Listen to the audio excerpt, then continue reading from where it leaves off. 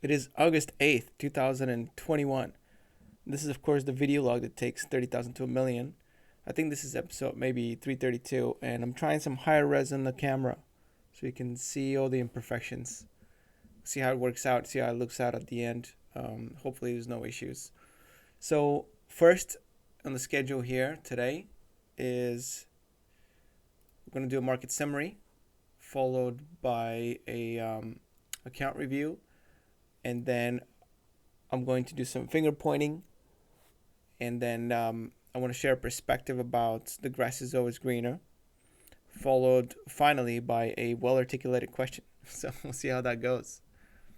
Moving on to the to market review here. I have out the 6 month heat map, and but let's start something from the 1 day. Okay, so 1 day, this is I think Friday, last Friday, and it was a down day for the most part. It looks like for the market, financials did very well. I think it's kind of like that value to versus growth trade that's going on, and it seems that Friday was the value trade happening, and it looks like for the most part over the week it's been the same deal. Something I'll notice, I want to point out here is that gold's been doing really badly, gold miners specifically.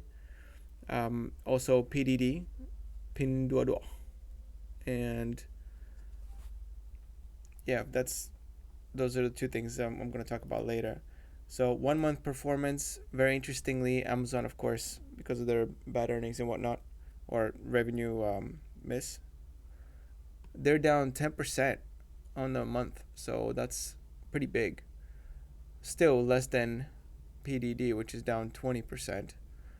You can see some of the banks on the bottom left here. Let me see if you can see that. And you can see them on the bottom left. JP Morgan, etc. Wells Fargo had a big month.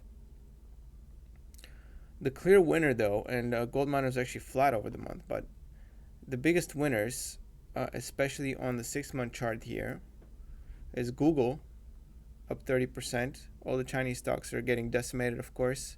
Amazon's flat, believe it or not, over the last 6 months. Banks are doing very, very well, especially Wells Fargo is up 50% over the last 6 months. I wish I actually kept my Wells Fargo position. I had bought it back during 2020, but expecting a rebound and then sold quickly afterwards, like every other new investor does. So now I'm going to review the account. I'm going to zoom in a little bit so you can see better. So I'm sitting at 167,621. And on the right, you're going to find out all the information you might need of my positions here on this account. I have the options first, and then we'll go into the equities. Today, or Friday, I was down $1,300 or so. You're going to notice the ticker, the strike price, whether it's a put or a call, expiration date, number of contracts, and whether it's a sell or buy. You can see the daily change on the right. So I'm going to scroll down quickly. If you're really interested in all the positions, you can click the pause button anytime on your video to find out all the information that you might need. Moving on to the equities here. Apple was down. EBIX was somewhat flattish, up a little bit, 0.2%. And then the Chinese stocks are down, of course. Further, I kind of want to mention something about them later on. And these four stocks at the end is I just from a referral. You know how you get like 5 stocks right now or something. So I got someone to sign up, and I got 5 stocks. So I'll be selling those probably in a month. But don't let Robinhood know that, or people who paid Robinhood to promote their stocks. Anyway, doesn't matter. Moving on. Oh, interestingly, by the way, VIP shops. I have puts sold against that, and they're $15 puts, and they're actually not doing too badly. And also have a $30 call for next year, January, which will probably expire worthless, unfortunately. I'm trying to make up for that premium by selling puts, but I'll be happy to own it at 15. It looks like it doesn't want to drop that low. All right, I'll share quickly the account page. This is the account page. I am sitting at 226,000 worth of financial assets that I'm managing on this account at the moment, including that $58,700 margin, which is pretty big. That's pretty much my entire Chinese position. And so I'm debating whether I should keep paying for it or not. But perhaps I'll make a decision on that later on. If you're interested in this, total return, Apple, Realty Income, Visa, and then total equity, Apple, Ebix, Alibaba. So far, Chinese trade's killing me, but we'll see where it goes. Okay, moving on. What I want to discuss next, I have it written down here. Ooh, bright. Okay, so account review, finger pointing.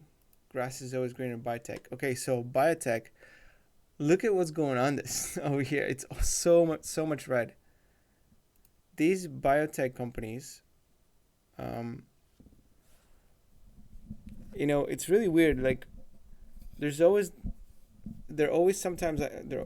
a time where they're the hot market of the day, of the week, or the 6 months, where everybody's all of a sudden trying to trade biotech announcements and trying to do trade around FDA announcements and research discovery or whatever, bringing stuff to market and kind of like mining stocks and discoveries, right? But for the most part, they seem to be like trading like call options. It means like they have like a virtual expiration date and just always red. Like, look at this stuff. Look at this sector right here. It's bright red. Like, there's a very few winners. Of course, some stocks that are up like 200%, and then it's just a sea of red. Like, what are the chances? You have to have some kind of insider information to make money off of this, and I think that's kind of how it goes in that industry. It's very sketch. But if you have some kind of expertise on the biotech industry, let me know. Let me know what's up. What do you think about this market? I'm curious to know. All right. Next thing I want to talk about is I watched an interview about the Chinese economy by this billionaire. It's a very popular interview. I don't want to go into names or who was or what, but it just struck me as I was listening to this person that he was obviously influenced by personal experiences like everybody else. And I could see something in him that I saw in myself when I first immigrated to the United States, which was I had been scarred by, the hyperinflation in Bulgaria. And so I always viewed everything through that lens of, complete incompetency from the officials, which that still might be true, but nevertheless, systems persist. Like, the market's forces is not easily shut down, and it will persist through all kinds of incompetencies. Like, if you just know how to do your job well, when you put enough people together knowing how to do that, it's very hard to stop market forces. You would need an iron hand or an iron curtain in order to do that. So my thought when I was listening to this guy was that the grass is always greener. Sometimes you'll get people here in the States saying things like, oh, well, there's so many rules and regulations here in the States. It's impossible to do business. It's so much easier to do business in China. You don't have to comply by any rules or anything like that. There's so many more people like willing to work. Like, the culture is so pro money. It's more capitalistic than here. That's what they're saying. China is more capitalistic than the United States, right? Big China bulls, etc. We're just too bogged down in paperwork and bureaucracy. Nothing can get done. Blah blah blah blah blah.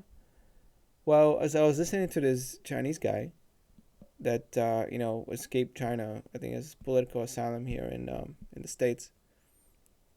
He was saying all kinds of bad things about China, and I saw in him like, okay, that's, he was saying things like, okay, the government is obviously corrupt and this and that. They cook the books, but I was thinking, you know what, the U.S. government does the exact same stuff, maybe just in a different way, but they also print a bunch of money, right? What does he think he's going? Like, he's jumping off of one frying pan into another. I'm not saying that United States lifestyle or is worse or better than China. I don't know what is second China to begin with, but um,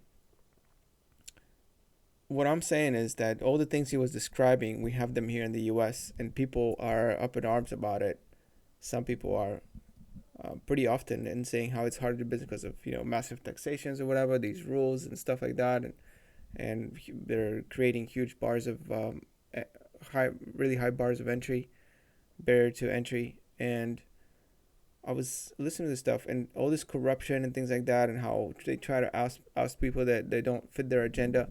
I mean, the politicians do that here too. It's just very sly, and I think the impression I got is that he somehow thinks that all the assets will be so much safer in the United States, but like 2 degrees of, but 2 or 3 times, right? The safety. And I'm not sure that's the case. I mean, we have the taxman is very strict out here. It's not nearly as easy to hide money in China like a lot of people do. Um, there's a ton of shadow banking and stuff like that. So that might add to the security, but it also prohibits growth to some extent, right? And obviously the regulations are a lot stricter. So again, maybe add security, but it's also harder to move. So not as much prosperity over a shortened span of time. And I mean, by the way, these are just my views. They're not like economic laws or anything like that. I'm not the right person to listen to for economics laws. But my point is just like he just thought of the United States as just such a perfect like pro business place, and it may or may not be the number one in the world, but not by that big of a margin, if indeed it is. I have a hard time believing that. I mean, I visited Russia not too long ago, maybe 3 years ago, and it seemed like I was just somewhere in America. I mean, they had the big stores, like people were going to their work. They have their like retirement plans. The financial system worked well. Like, everything, internet, phones. They're just it's basically like any town in the United States. I mean, I don't know how much worse their business infrastructure and rules could be to make them such an inferior country to do business than the United States. They might lack population density. Okay, maybe not in Moscow, but for most of the rest of the country, they may have some interesting anti-business stuff, but it did not seem like 2 or 3 times worse to do business there than here. Perhaps there's some more corruption. I don't really know what's going on at the highest level, but I know that some of their companies that I was invested in, and my mom actually has some Russian stocks. They're doing just fine. They're making money. They're fulfilling their obligations to investors. Like they're paying out money on their bonds. So it seems like their infrastructure is not that bad.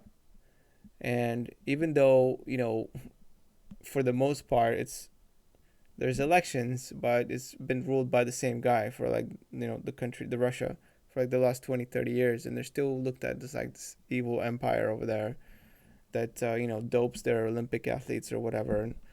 And good thing I don't monetize these videos because I'd be demonetized if I did.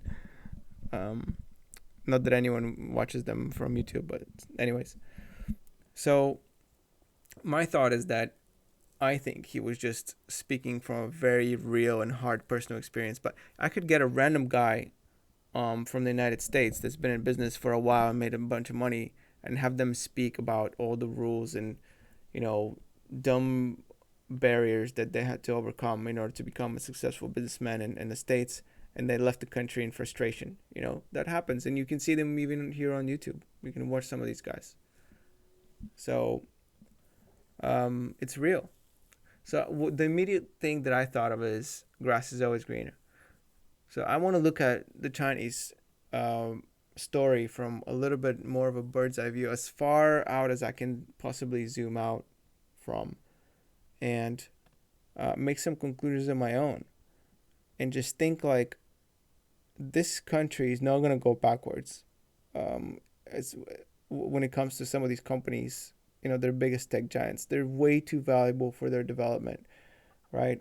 The whole entire population uses the internet basically for the most part, for many functions, right? It's what they know. It's what they how they communicate, how they transact. Um, all of it is done through the phones and different kind of apps that they trust. And once that's gone, I mean, they don't even have a backup infrastructure to go to. It's going to be complete chaos. And even if they attempt to get rid of these companies, it's going to be a quick reversion, or someone's going to take their place immediately. So I just can't imagine a scenario where the doom and gloom materializes over there in that part of the world. Like, yes, social structures may get worse. Yes, cyber surveillance and censorship may get worse. Quality of life may get worse. But companies like JD and Alibaba and all that stuff, they're still going to make money. Like, that's my view. And there is a risk, of course, that governments pull the card of delisting and really prohibiting foreign investment in the country, like the official rules are, and getting rid of the VIE structure. I can see that happening, but they're probably going to let everybody own the Hong Kong shares. Maybe perhaps they want to build up Hong Kong as a more dominant world exchange. People are still going to own that, and they're not going to prohibit people from owning these companies on that exchange. And even if they do, they will revert, because there's going to be such a mistrust of Chinese stewardship of foreign investment that it's going to dry up the well for like the next 30 years until they're able to restore their reputation, right? It takes many years to build up reputation. It takes like one day to destroy it. So I don't think they're dumb enough to make that mistake. And if they do, the country will actually go backwards. And you know what? All us foreign investments will just have to write our losses and never look at that part of the world again as long as we live, probably. So I seriously doubt that that's going to be the case. The worst they can possibly do, if there's like some kind of war or hostilities, is they pull the VIE structure away and allow people to list to buy from Hong Kong, from the Hang Seng. So that's my thought on that.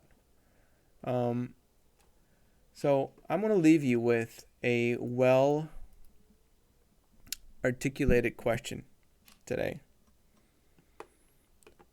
which is very pertinent to what I just talked about. And it goes like this. In the past, authoritarian governments have been able to kill the goose that lays the golden eggs, snatching property, the means of production, and chasing away entrepreneurship. With social media on the rise and growth of modern financial systems and globalization, is this still an option for governments? Is it possible for a country to revert to a non-market economy again? Leave your thoughts about that below.